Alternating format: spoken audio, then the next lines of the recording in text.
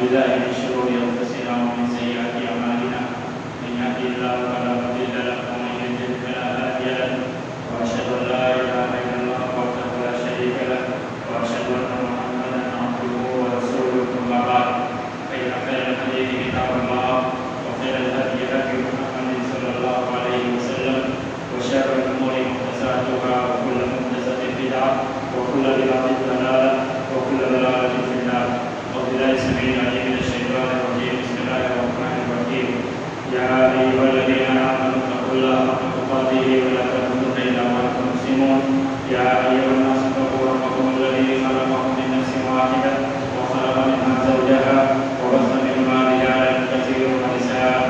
واتقوا الله الذي تساءلون به والأرحام إن الله كان عليكم رقيبا. يا أيها الذين آمنوا اتقوا الله وقولوا قولا سديدا يصلح لكم أعمالكم ويغفر لكم ذنوبكم ومن يطع الله ورسوله فقد فاز فوزا عظيما. قال الله تبارك وتعالى في القرآن المجيد والقرآن المبين. أعوذ بالله من الشيطان الرجيم. بسم الله الرحمن الرحيم. والله جعل لكم من بيوتكم سكنا وجعل لكم من جلود الأنعام بيوتا تستخفونها يوم ذعنكم ويوم إقامتكم ومن أصوافها وأوبارها وأشعارها أثاثا ومتاعا إلى حين. محترم حضرات جمعہ عزیز ماؤبر خطبہ مسنونہ کے بعد سورۃ النحل 14 پارے کی ایک آیت آپ کے سامنے پیش کی گئی. سورۃ النحل کے اندر اللہ رب العالمین نے جن مضامین کو کثرت کے ساتھ بیان کیا ہے، یہ جو موضوعات شروع سے لے کر آخر تک قابل ذکر رہے ہیں، تو وہ موضوعات ہیں، وہ باتیں ہیں، وہ احکامات ہیں جو اللہ رب العالمین کی نعمتوں کو نمایاں کرتی ہے. ایک بندے کو اللہ رب العالمین کی نعمتوں کا احساس دلاتی ہے کہ اللہ رب العالمین نے ایک مسلمان کو اس کی زندگی میں کس قدر نعمتیں عطا کی ہیں،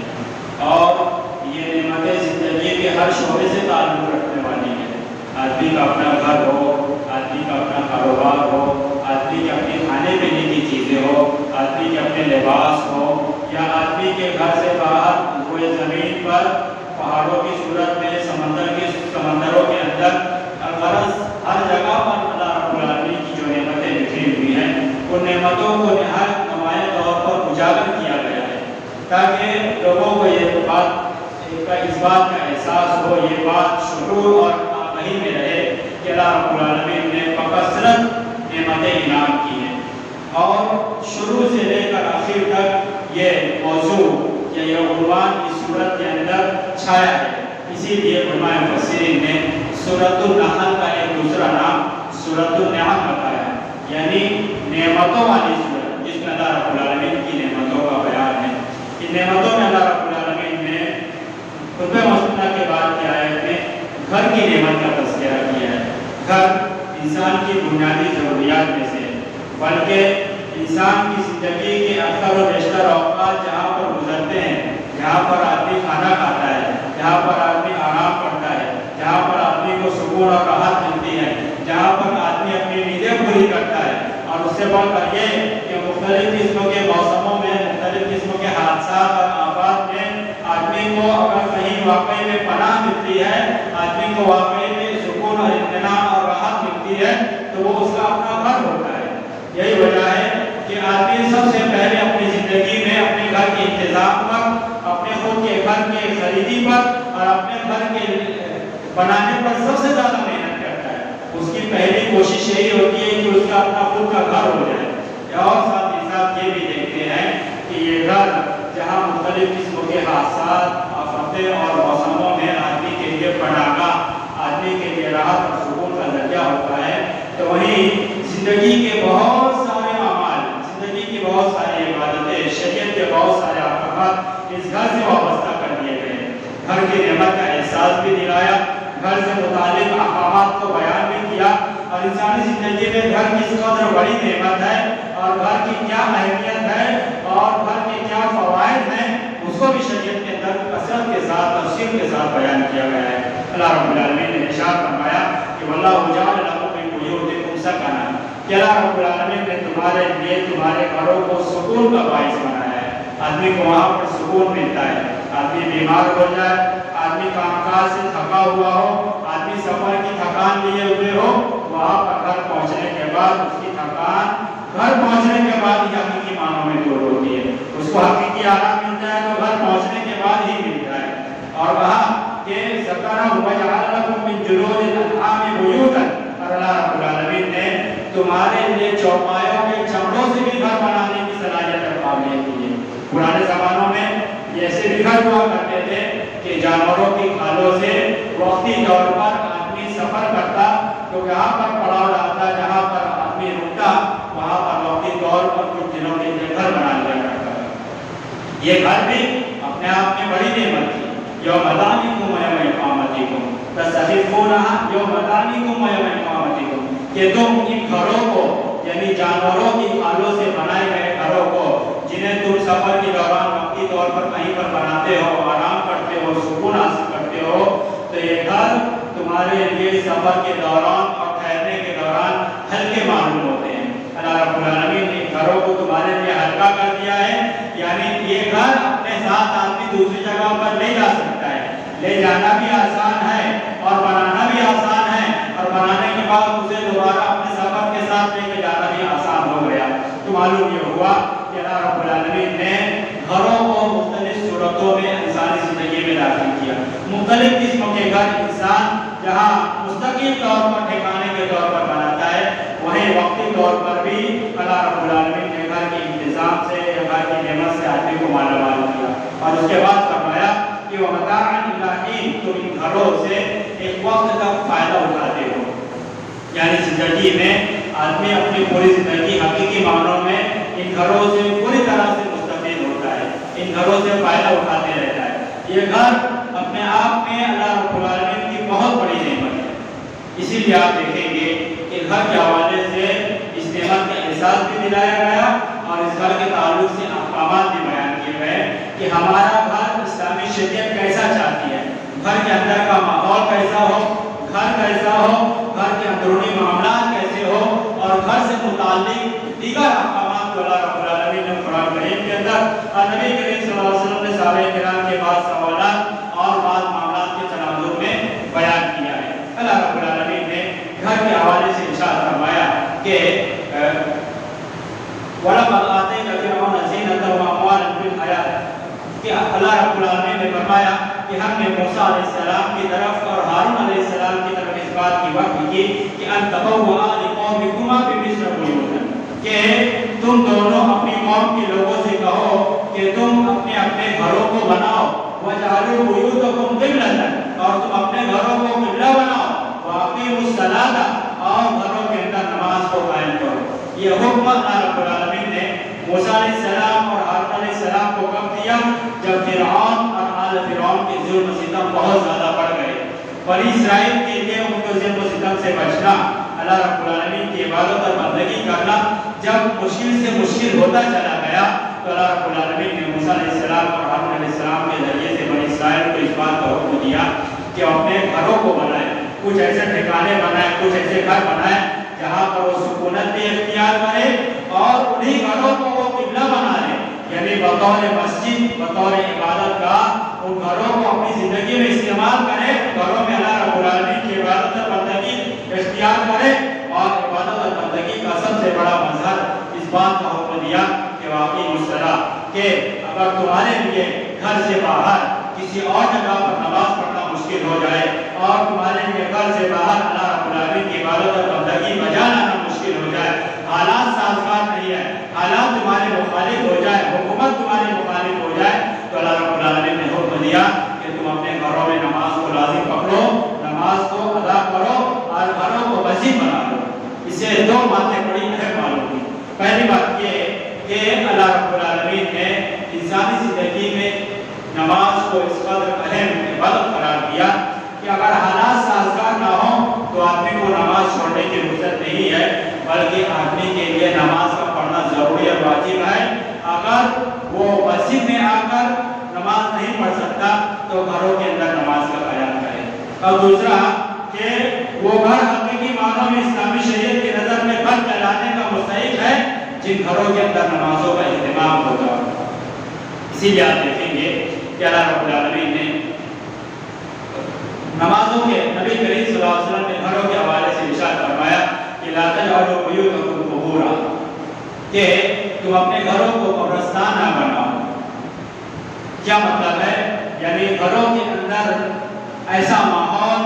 ایسی نحوست، ایسی بے دینی اور اس قدر و مردگی نہ چھائی رہے کہ آدمی گھروں کے اندر ذکر و اذکار، تلاوت اور نمازوں کا بالکل اہتمام ہی نہ کرتا ہو۔ ایسا گھر کہلانے کا مستحق نہیں جن گھروں میں نماز نہ پڑھی جائے، جن گھروں میں تلاوت نہ ہو، جن گھروں میں ذکر و اذکار نہ ہو۔ اور ایسے لوگ جو اللہ رب العالمین کا ذکر نہیں کرتے وہ مردہ لوگوں کی طرح ہے۔ ان لوگوں کی بنسبت جو اللہ رب العالمین کا ذکر کرتے ہیں تو نبی کریم صلی اللہ علیہ وسلم نے انہیں زندہ لوگوں سے تعبیر کیا۔ تو ایسا ہی معاملہ گھروں کا ہے کہ جس طریقے سے قبرستان میں نماز پڑھنا منع ہے، تو اسی طریقے سے تم اپنے گھروں کو قبرستان نہ بناؤ، یعنی گھروں کے اندر نماز سے غافل نہ رہو۔ اس کا دو مطلب ہے۔ پہلی بات یہ ہے کہ نبی کریم صلی اللہ علیہ وسلم کا معمول تھا کہ آپ صلی اللہ علیہ وسلم فرض نمازوں کے علاوہ نفل نمازوں کا بڑا حصہ، اکثر حصہ گھروں کے اندر ادا کیا کرتے تھے۔ فرض نمازوں سے پہلے ہر بات کی سنتیں گھروں میں ادا کیا کرتے تھے۔ فجر کی نماز کے لیے جاتے تو تہجد گھر میں پڑھتے تھے، فجر سے پہلے کی سنتیں گھر میں پڑھتے تھے، ظہر کی نماز جب مسجد میں آ کر ادا کرتے تو بعد کی سنتیں گھر جا کر ادا کرتے تھے،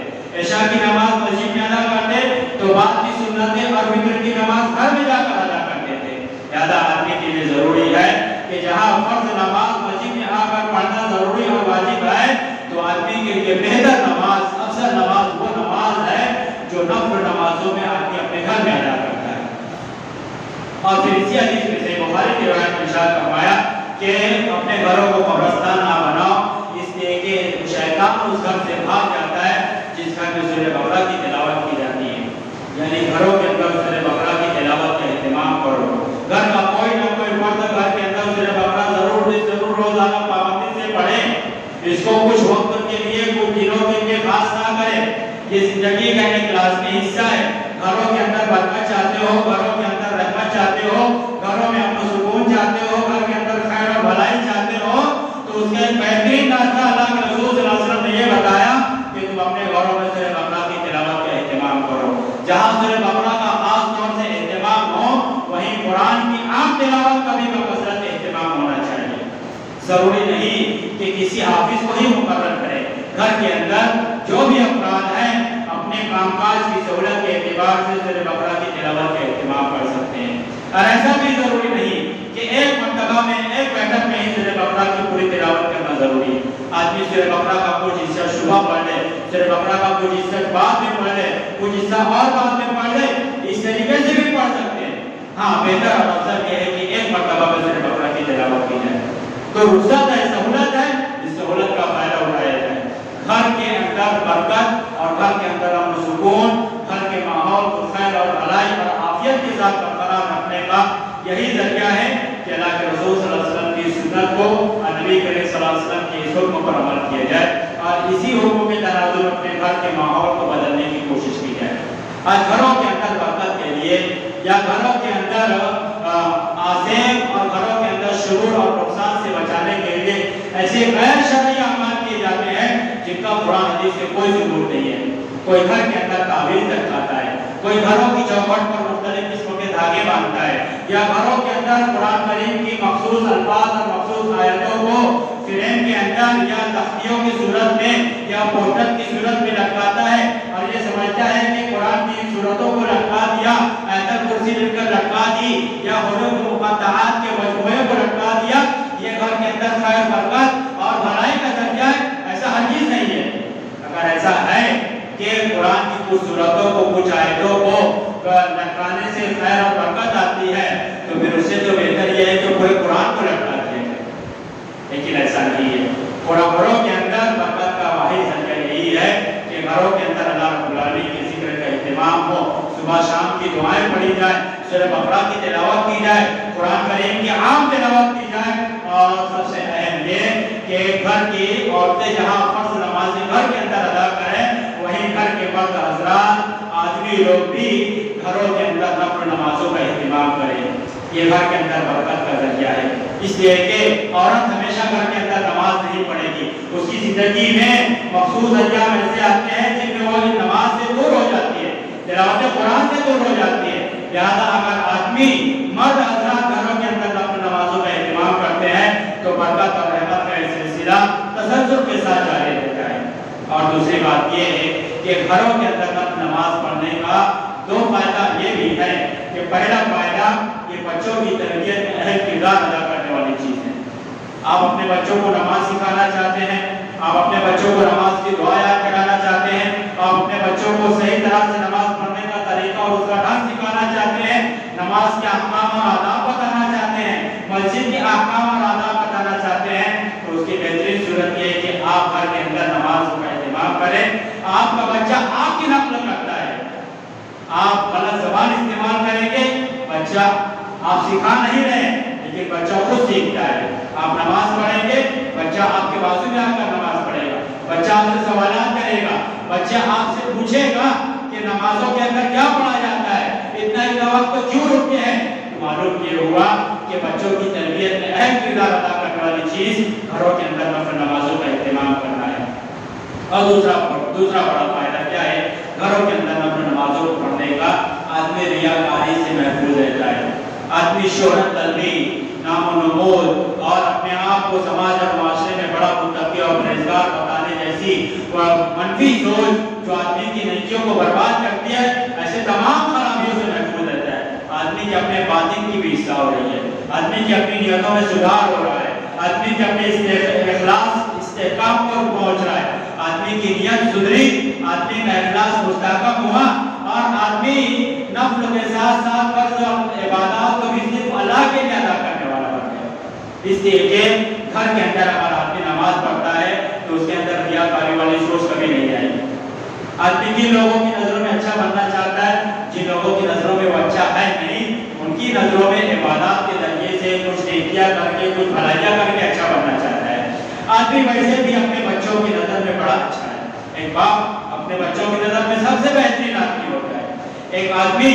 اپنی بیوی کی نظر میں سب سے بہترین شخص ہوتا ہے، ایک اولاد اپنے والدین کی نظر میں سب سے بہترین اولاد ہوتی ہے۔ لہذا جن لوگوں کی نظر میں آپ محبوب ہیں، جن لوگوں کے آپ چہیتے ہیں، جن لوگوں کی نظروں میں آپ اچھے ہیں، جن لوگوں کی نظروں میں آپ نمونہ ہیں، تو شیطان آپ کو وہاں پر ریاکاری والی سوچ میں مبتلا نہیں کر سکتا۔ معلوم یہ ہوا کہ گھر کے اندر نفل نمازوں کا اہتمام جہاں گھر کے ماحول کو دیندار بنانے میں اہم کردار ادا کرتا ہے، وہی اس کا دو بڑا فائدہ یہ ہے کہ ہمارے بچوں کی بہترین تربیت کا بھی ذریعہ ہے اور ہمارے اپنی نیتوں کی اصلاح کا بھی بہترین ذریعہ ہے۔ تو معلوم یہ ہوا کہ نبی کریم صلی اللہ علیہ وسلم نے ایک حکم دیا لیکن اس سے کئی سماجی اور معاشرتی فائدے اور آدمی کی شخصیت کو سنوارنے والی چیزیں اس کے اندر موجود ہیں۔ لہذا گھر کے اندر ضروری ہے کہ گھر کی اس نعمت کا اس قدر صحیح استعمال ہو کہ وہ گھر جو اللہ رب العالمین نے آپ کو دیا ہے، جس میں آپ کی زندگی گزر رہی ہے، جس میں آپ کے شب و روز گزرتے ہیں،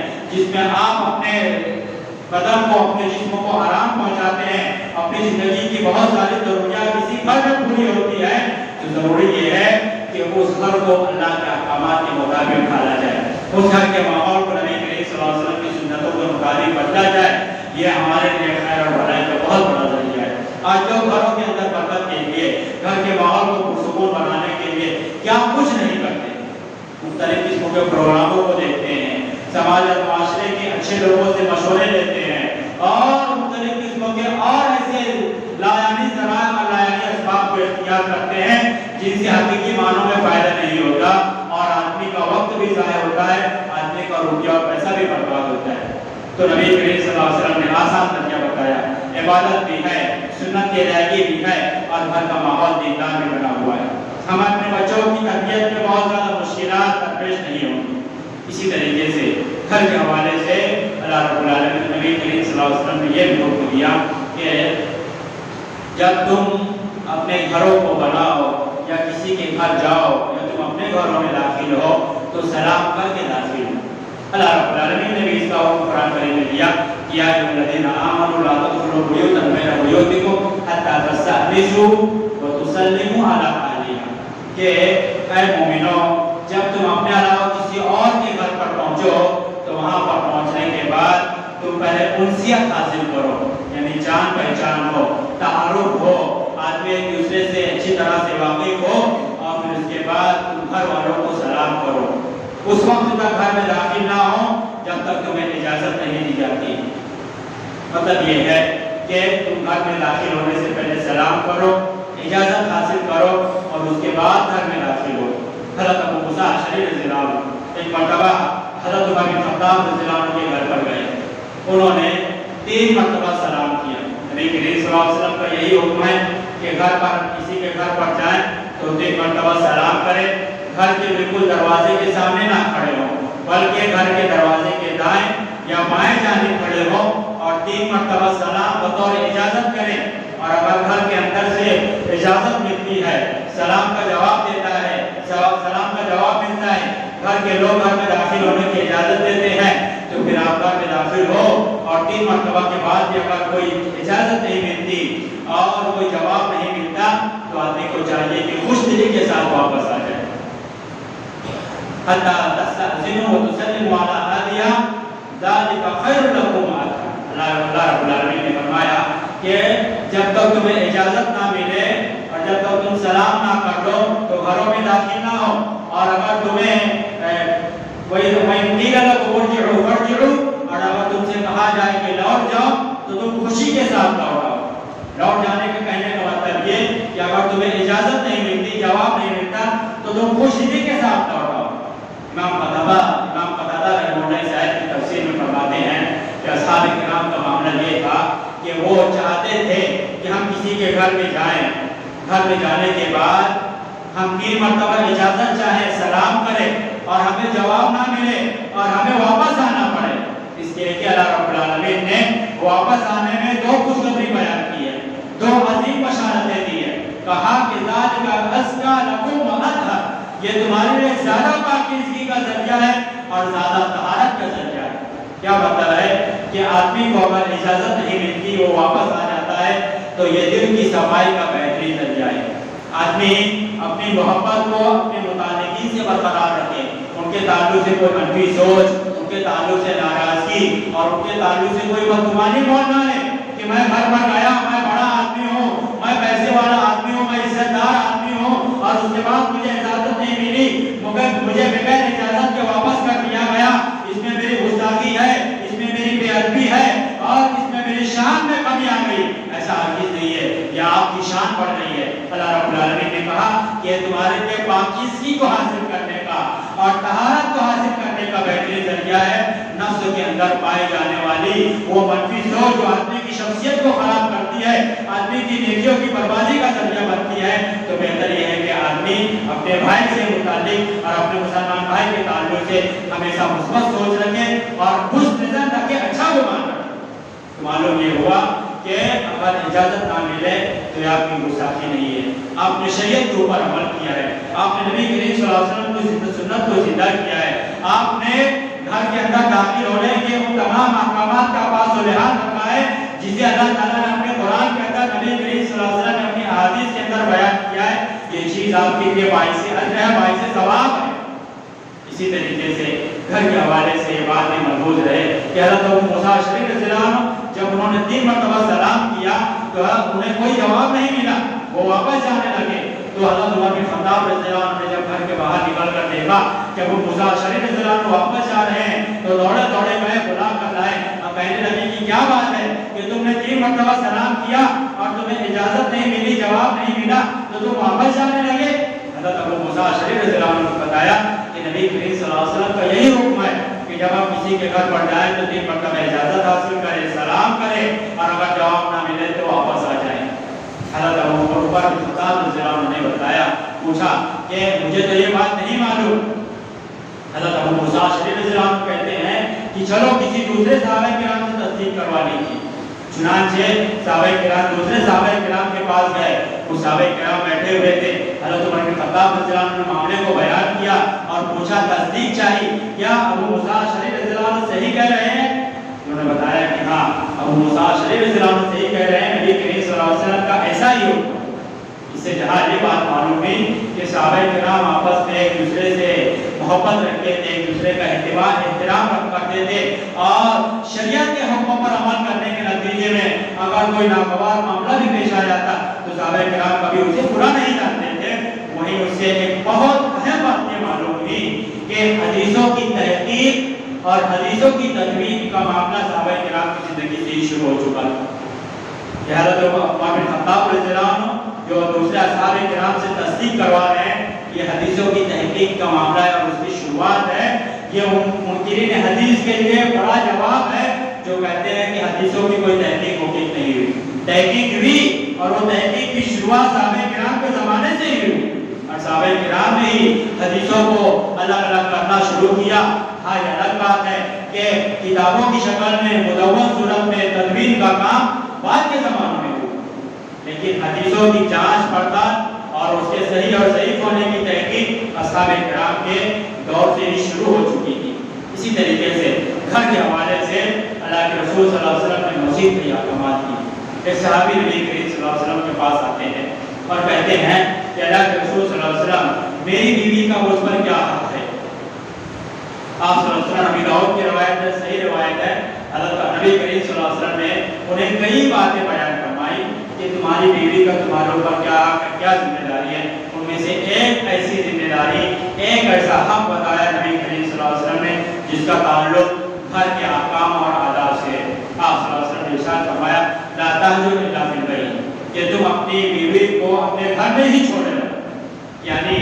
اگر کبھی میاں بیوی میں تنازع ہو جائے، میاں بیوی میں ناچاکی ہو جائے، کسی معاملے کو لے کر اختلاف ہو جائے، ناراضگی ہو جائے، بیوی شوہر سے ناراض ہے، شوہر بیوی سے غصہ ہے، یا اسی طریقے سے والدین اولاد سے ناراض ہیں، یا اولاد اپنے والدین سے ناراض ہیں، یا اسی طریقے سے بہو اپنی ساس سے ناراض ہے، کوئی ساس اپنے بہو سے ناراض ہے، خفا ہے کسی معاملے کو لے کر، تو گھر کی کہانی گھر میں رہنے دی جائے، گھر کا معاملہ، گھر کا واقعہ گھر میں ہی رہنے دیا جائے۔ آدمی ایسا نہ ہو کہ آدمی غصے میں ہے اور گھر سے باہر نکلا، پاس پڑوس میں گھر کے معاملے کو بیان کرنے لگا، راستے میں کوئی رشتہ دار مل گیا، اسے گھر کے معاملے کو، کہانی کو بیان کرنے لگا، کسی رشتہ دار کے گھر گیا، وہاں پر گھر کے ماحول کو بیان کرنے لگا اور اپنی بیوی کی برائیاں کرتا ہے، اپنے بچوں کی برائیاں کرتا ہے، بہو اپنے میکے گئی تو وہاں پر اپنی سسرال کی برائیاں کرتی ہے، اور غرض یہ کہ ماحول کو پوری طریقے سے سماج اور معاشرے میں اس قدر عام کر دیا گیا کہ گھر کے ہر فرد کی عزت اور گھر کے ہر فرد کا وقار مجروح ہو رہا ہے، اور نتیجہ یہ نکلا کہ جو ماحول، جو معاملہ، جو تنازع کچھ دنوں میں ختم ہونے والا تھا، چند ساعتوں میں ختم ہو سکتا تھا، سمجھداری کے ساتھ نبھانے میں یا سمجھداری کا مظاہرہ کرنے میں وہ ماحول، وہ موقع نہیں ملتا جو سماج اور معاشرے میں عام کرنے کے نتیجے میں اب اختلافات اتنے شدید ہو گئے کہ گھر بگڑنے کی نوبت آ گئی اور ناراضگی ایسی کہ گھر سے جدائی کا معاملہ آ گیا، اور ادھر شوہر پریشان، ادھر بیوی پریشان، ادھر گھر کے دوسرے افراد پریشان، اور کل ملا کر یہ کہ بچوں کی تربیت متاثر ہو رہی ہے، بچوں کی سوچ اور فکر بگڑ رہی ہے۔ اس کا مطلب یہ ہے کہ گھر کے ماحول کو، گھر کے تنازعات کو، گھر کی کہانی کو گھر میں رہنے دیا جائے۔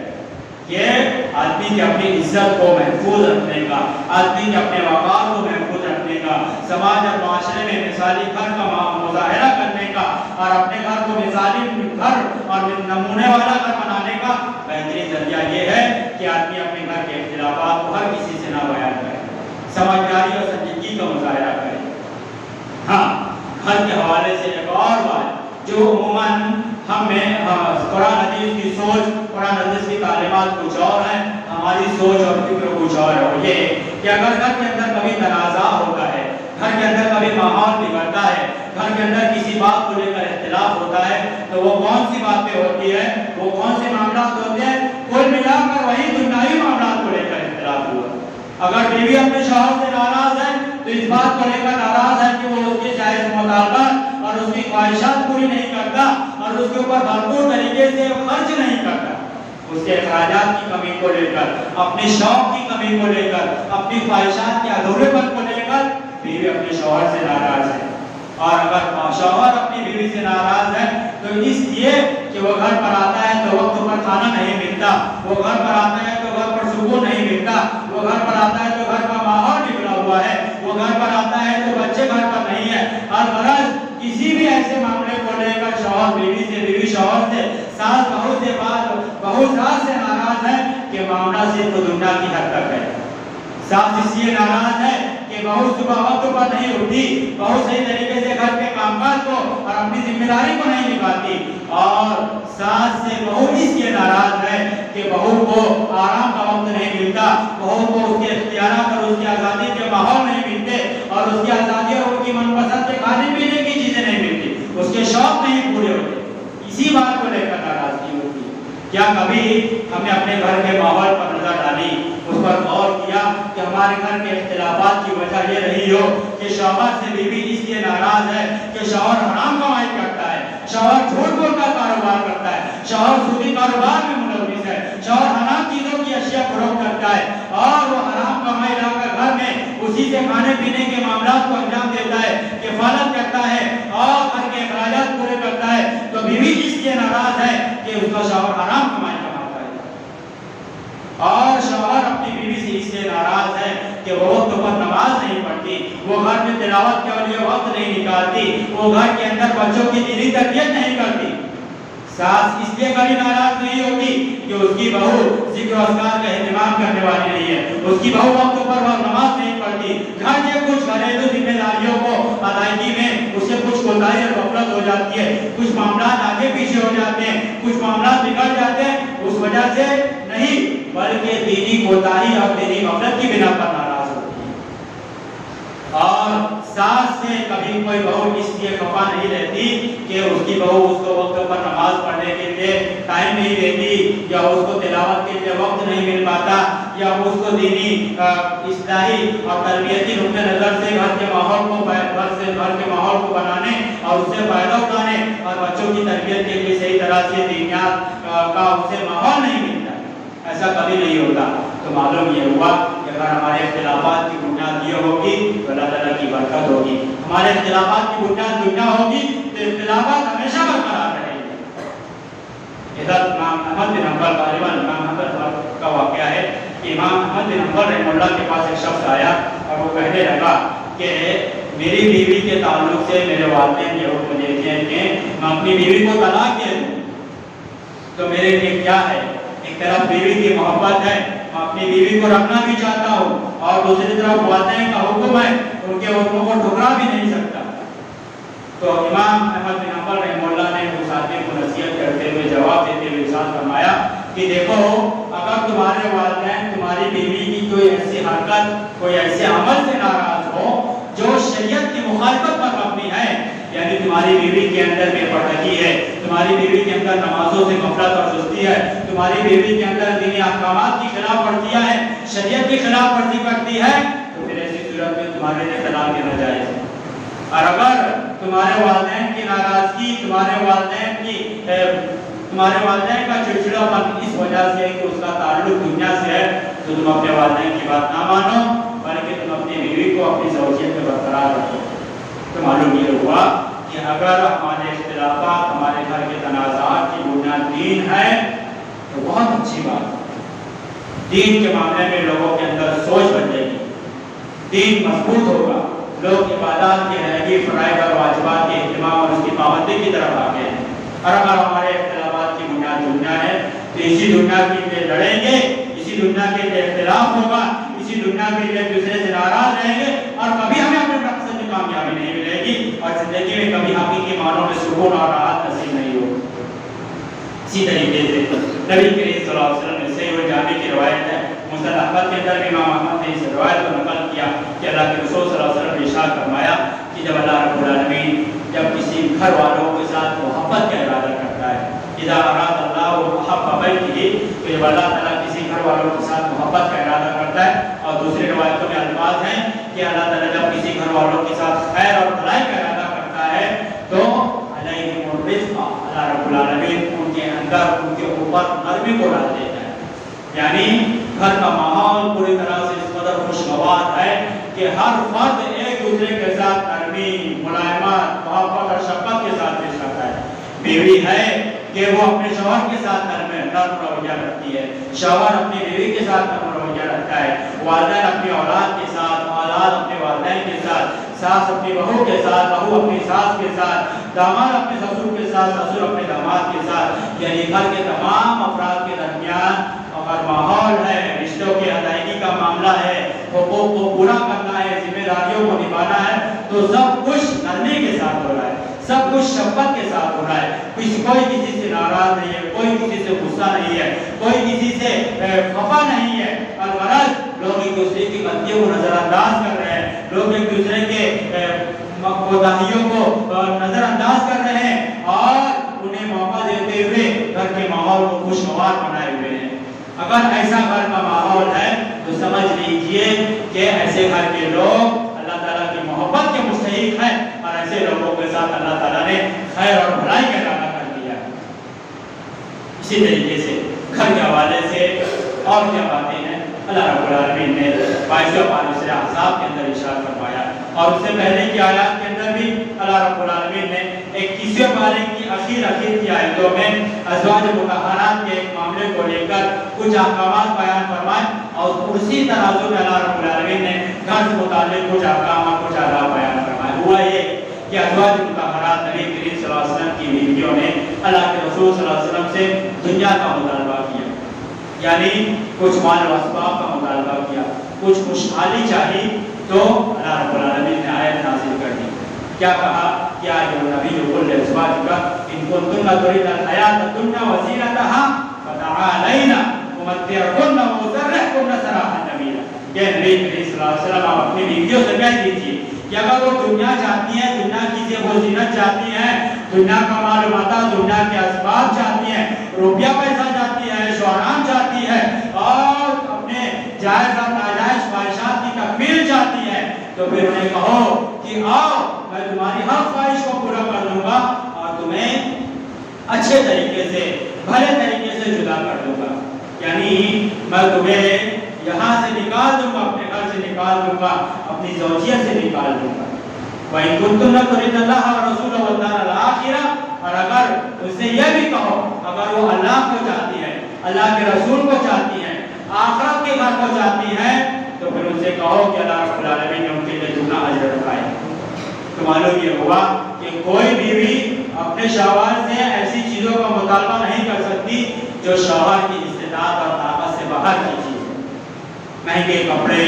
महंगे ज़ेवरात, महंगी खाने पीने की चीज़ें, घर के माहौल को इस कदर पूरा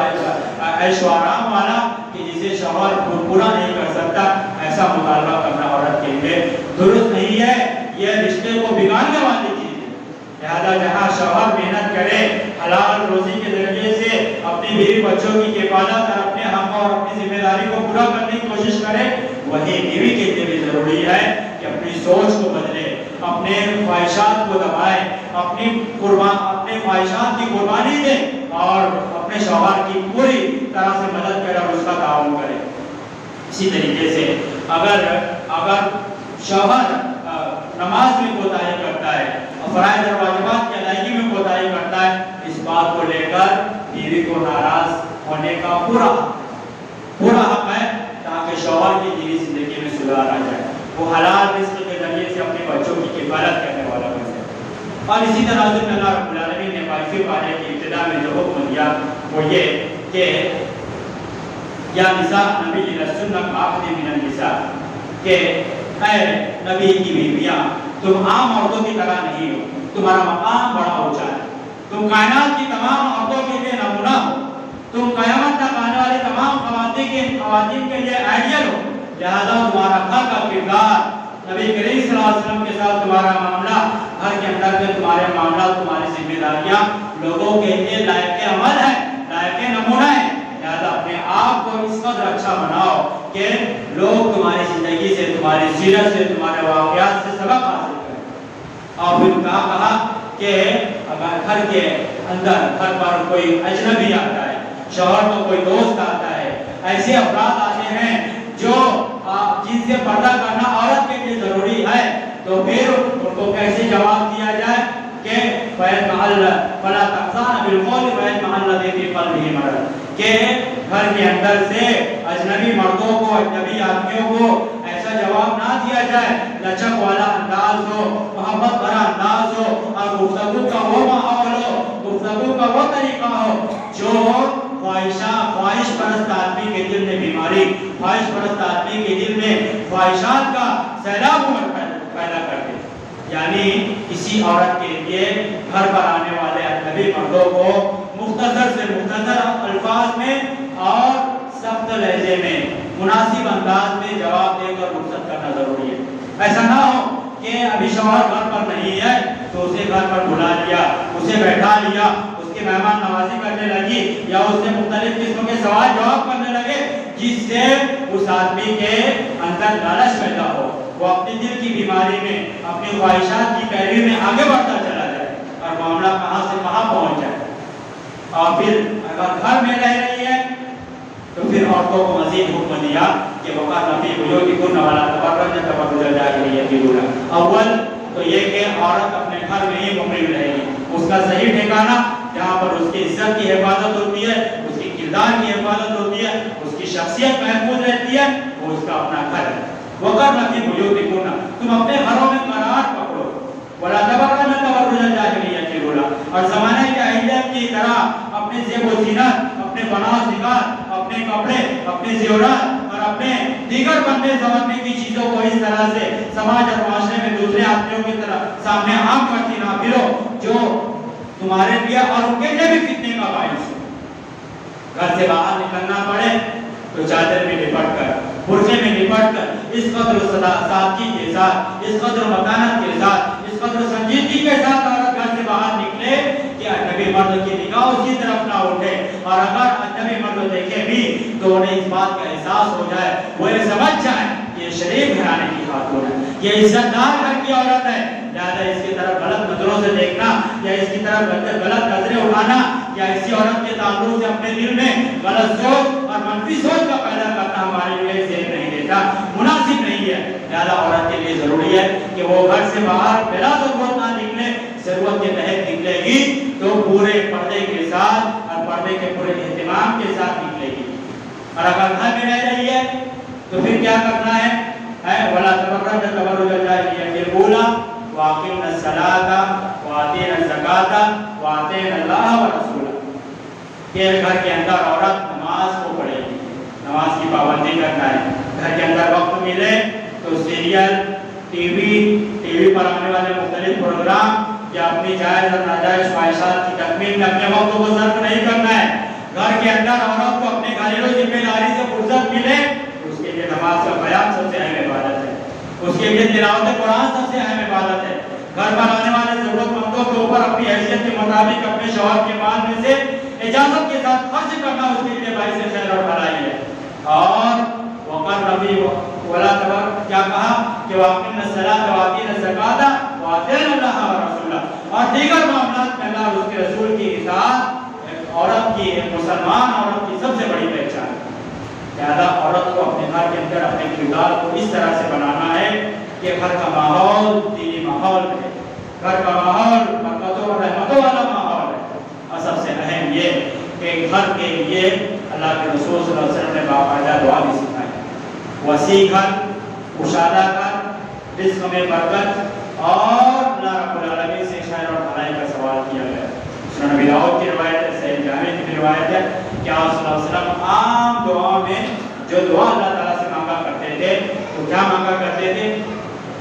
اللہ مبارک لی فی رزقی ووسع لی فی داری وبارک لی فی رزقی، کہ اللہ مغفر لی ذنبی، کہ اللہ میرے گناہوں کو بخش دے، ووسع لی فی داری، مجھے کشادہ گھر عطا فرما، یا میرے گھر کو میرے لیے وسیع کر دے، اور مبارک لی فی رزقی، اور جو تم نے مجھ کو رزق دیا ہے اس کا برکت عطا فرما، میری کمائی میں برکت عطا فرما، میرے رزق میں برکت عطا فرما، میرے گھر کی ہر چیز میں برکت عطا فرما۔ اور یہی وجہ تھی کہ نبی کریم صلی اللہ علیہ وسلم نے مختلف قسموں کے شرور اور فتن سے بچانے کے لیے، مختلف قسموں کے نقصانات سے محفوظ رہنے کے لیے جو تعلیمات بیان فرمائی وہ کیا؟ گھر کے اندر داخل ہو تو سلام کر کے داخل ہو، گھر کا دروازہ بند کرو تو بسم اللہ پڑھ کر دروازہ بند کرو، گھر کے اندر کھانے پینے کی چیزوں کو اگر ڈھانپو تو بسم اللہ پڑھ کر ڈھانپو، روم کا دروازہ بند کرو تو بسم اللہ پڑھ کر، گھر سے باہر نکلو تو گھر سے باہر نکلنے کی دعا پڑھو، گھر کے اندر باتھ روم کے لیے جانا ہو، استنجا کے لیے جانا ہو تو بیت الخلا میں جانے کی دعا پڑھنے کا اہتمام کرو، گھر کے اندر کھانے بیٹھو تو بسم اللہ پڑھ کر کھانے بیٹھو، گھر کے اندر کھا رہے ہو تو برتن کے کنارے سے کھاؤ، بیچ میں سے نہ کھاؤ، بیچ میں برکت نازل ہوتی ہے، اگر کھانا گر جائے تو اسے اٹھا کر صاف کر لو، وہ کھا لو۔ یہ تمام چیزیں جو چھوٹی چھوٹی باتیں ہیں جو ہم اپنے بچوں کو عادت کے طور پر اختیار کر سکتے ہیں، ان کی تربیت میں یہ چیزیں بڑی اہم ہوگی۔ وہی سب سے اہم یہ کہ گھر کو ماحول کو بابرکت بنانے کے یہ نسخے ہیں، یہ اعمال ہیں، یہ سنتیں ہیں جو ہر گھر سے مل چکی ہیں۔ آپ دیکھیں گے کہ نبی کریم صلی اللہ علیہ وسلم کے پاس ایک صحابی آئے، کہنے لگے کہ اللہ کے رسول صلی اللہ علیہ وسلم میں رات میں سورہ کہف کی تلاوت کر رہا تھا، میرا جانور میرا گھوڑا پاس میں ہی بندھا ہوا تھا، اس کی رسی لمبی تھی اور میں نے دیکھا کہ آسمان سے ایک بادل کے جیسی کوئی چیز آئی، جب وہ قریب آنے لگی تو میرا جانور بھڑکنے لگا اور پاس میں میرا بچہ سویا ہوا تھا، مجھے ڈر ہوا کہ کہیں وہ اسے کچل نہ دے، تو میں نے تلاوت کو روک دیا۔ تو یہ کیا معاملہ تھا؟ آپ صلی اللہ علیہ وسلم نے فرمایا کہ تم گھر کے اندر قرآن کی تلاوت کرتے ہو تو سمجھ لو کہ وہ اللہ رب العالمین کی طرف سے سکینت کا نزول تھا، رحمت اور برکت کا نزول تھا، اور اگر تم تلاوت جاری رکھتے تو صبح کے وقت لوگ فرشتوں کو دیکھتے۔ معلوم یہ ہوا کہ گھر کے اندر تلاوت کا اہتمام باعث سکینت ہے اور باعث نزول رحمت ہے۔ حضرت ابو موسیٰ اشعری رضی اللہ عنہ ایک مرتبہ گھر کے اندر تلاوت کر رہے تھے، نبی کریم صلی اللہ علیہ وسلم کا پاس سے گزر ہوا، آپ صلی اللہ علیہ وسلم تلاوت پر رک گئے اور آپ صلی اللہ علیہ وسلم حضرت ابو موسیٰ اشعری کی آواز میں اس قدر محو ہو گئے کہ جب دوسرے روز ابو موسیٰ اشعری رضی اللہ عنہ سے ملاقات ہوئی تو کہنے لگے کہ ابو موسیٰ اشعری کیا تمہاری آواز ہے، تمہاری آواز میں اللہ رب العالمین نے کیا تاثیر دیا، کتنی مٹھاس رکھی ہے۔ تحقیق کی اللہ رب العالمین نے تمہیں حضرت داؤد علیہ السلام کی آواز کا ایک حصہ عطا کر دیا۔ اللہ داؤد علیہ السلام اللہ رب العالمین کی کتاب زبور کی بڑے اچھے انداز میں تلاوت کیا کرتے تھے، اور تقریباً تم بھی ویسے ہی قرآن کریم کی تلاوت کر رہے ہو۔ مجھے وہ تلاوت اتنی پسند آئی کہ میں کچھ دیر کے لیے رک گیا اور تمہاری تلاوت کو سننے لگا۔ کیا معلوم ہوا؟ صحابہ کرام کے مزاج کا پتہ چلا کہ صحابہ کرام اپنے گھروں کے اندر خالی اوقات میں تلاوت کا اہتمام کرتے تھے،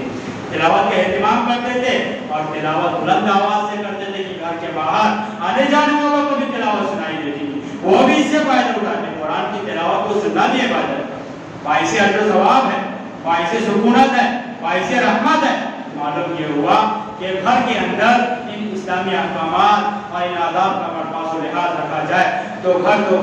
سماج اور معاشرہ بھی پوری طرح سے سدھر جائے گا۔